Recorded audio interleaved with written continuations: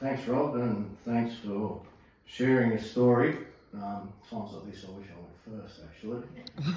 So, wonderful that Rob's asked us all along here today, asked me to speak. I don't like public speaking, but since Nathan has passed, I have been doing a fair bit of it, unfortunately.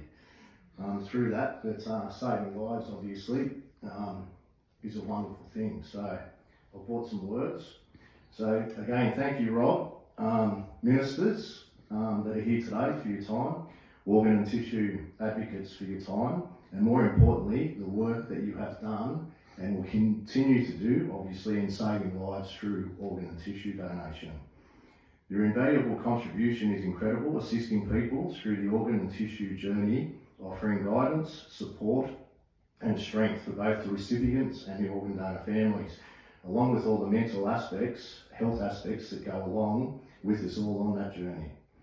I've met a few of you ministers in the President's Dining Room through the Housing Industry Association or Regional Executive Committee that I sit on, discussing all things about the housing industry and planning matters and the red tape that goes with so many of these matters within the housing industry and housing industry affordability, or as I like to call it, land affordability. Applying for grants for our community, work that we do with sporting associations and also Jersey Day. However, when it comes to saving lives and creating awareness for organ and tissue donation, along with all the mental health aspects that come with that, red tape should not get in the way and should be replaced with assistance, compassion for the wonderful organisations here today and the great work they do in all saving lives. Australia is a great country to live in, world-class facilities, and achieve some of the best transplant outcomes in the world. One of Australia's major issues with organ and tissue donation is all the people on the waiting list. Waiting to save or change their lives forever. We believe that there is a simple solution to this, and that's education. We have fantastic education systems with schools, TAFE and universities who will be able to start that conversation about the importance of organ donation. Jersey Day, this is a simple concept that many schools and workplaces across Australia and especially New South Wales have already embraced. Each Jersey Day, we ask schools and workplaces across Australia to allow students and employees to wear their favourite sporting jersey to school or work and begin the conversation with their family and friends about the importance of becoming an organ donor. As we always say, it's okay to say no. However, it is important to let your loved one know their wishes. Jersey Day is all about raising awareness. There are no requirements to raise funds. Jersey Day is fun. It's free by registering to become an organ and tissue donor, and you could be saving a life one day. The former Governor General Sir Peter Cosgrove once asked me about Jersey Day and why a jersey, which is a great question. Nathan loved a uniform, especially a sporting jersey, something he wore with pride and respect. Nath loved all aspects of teamwork. Australians love sport. It's something we can all relate to, something that we've grown up with, and we love playing or following one of our favourite teams, whether that be rugby league, our favourite sports, soccer, baseball, cricket. There's plenty of sports out there. And we thought it would be a wonderful way and an appropriate way to honour Nathan's legacy. I thought I'd give you a little insight to Nath, or Gremmo to his mates. Nathan would have been 21 years old this year, and it's 7 years since we lost my little best mate. Wise beyond his years, he definitely was an extraordinary young man. Nathan was a boy with unique sense of humour, a love for animals, and insatiable energy for life. Nathan was the eldest grandchild of both sides of our family and adored by all. It wouldn't matter how many times his little cousins or friends would ask him to be taken to his animals or play with them, Nate's answer would be always, no worries. I took Nate to his first grand final at age 4, and at the team he was supporting the Tigers. They won the grand final. He thought it was easy. He soon changed to the rest of us, like Parramatta, to like Parramatta and follow Parramatta. Unfortunately, that was 1986, was our last grand final win. We shared that experience and every major sporting event that we could. It was our special time. Nath loved the competition and people excelling in their respective fields. Nath moved up each grade each year at rugby league. If he wanted something, he would train the house down to get it. He loved life, he loved people, and especially his animals. Nathan had an incredible way with people. It was only when he was in year 7 he first started at Oak Hill College and loved animals, so he joined the ag plot team. He was there most lunchtimes and afternoon helping out, looking after the animals. It was there that he came home and asked if he could bring a few of his mates over from school. We said no problems. He went on to tell us that the guys who were coming over could drive over to our house. They were in year 11 and 12, some boys and girls that he met.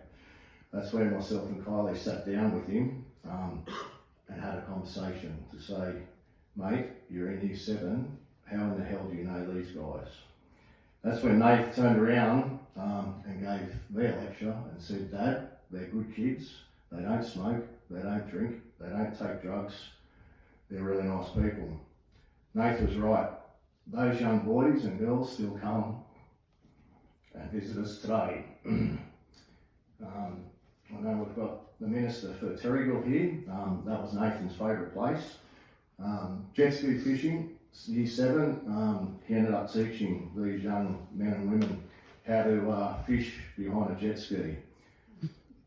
So it was just the way Nathan was. All of his mates in year 7, none of them had these guys' mobile phones, but Nathan had them all. Kylie and our daughters, Annalise and Ashley, picked Nathan up from school. I thought I'd give you a little insight to it. On Thursday the 30th of April.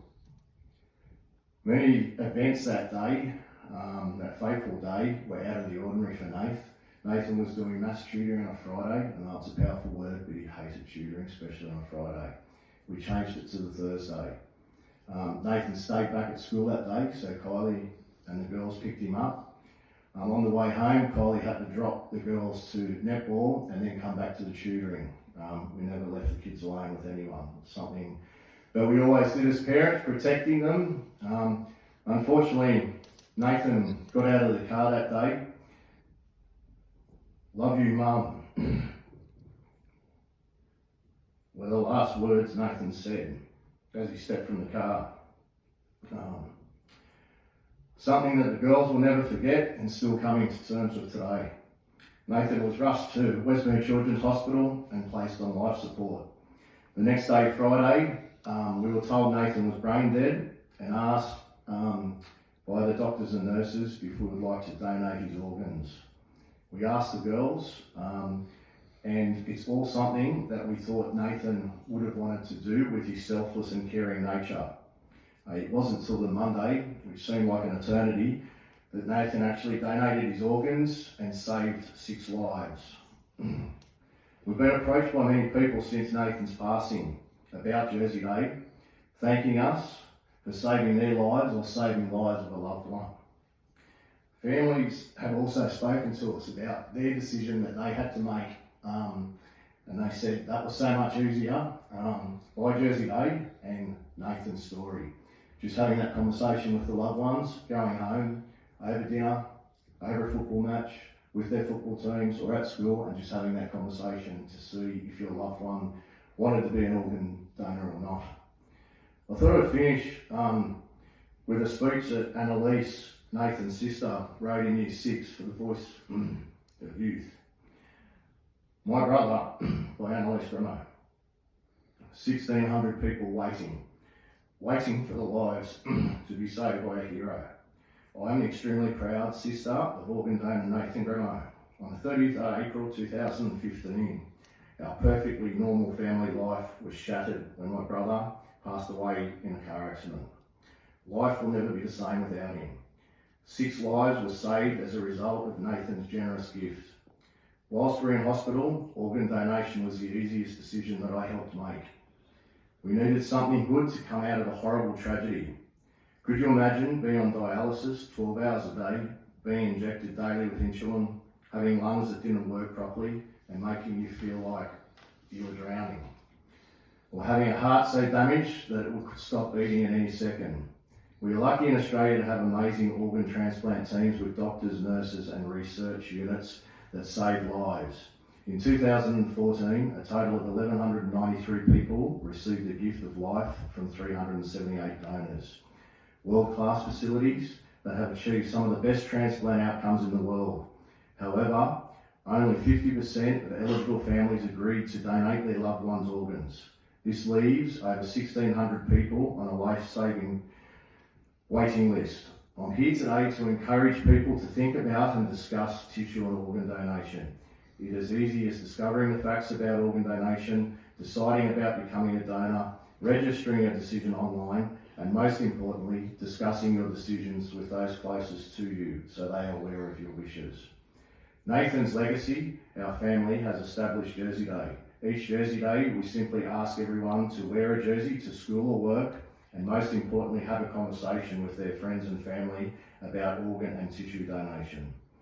Our family has endured the cruelest possible circumstances. I can only think if our circumstances were reversed and Nathan was desperate for an organ donation, we would move heaven and earth to save my brother.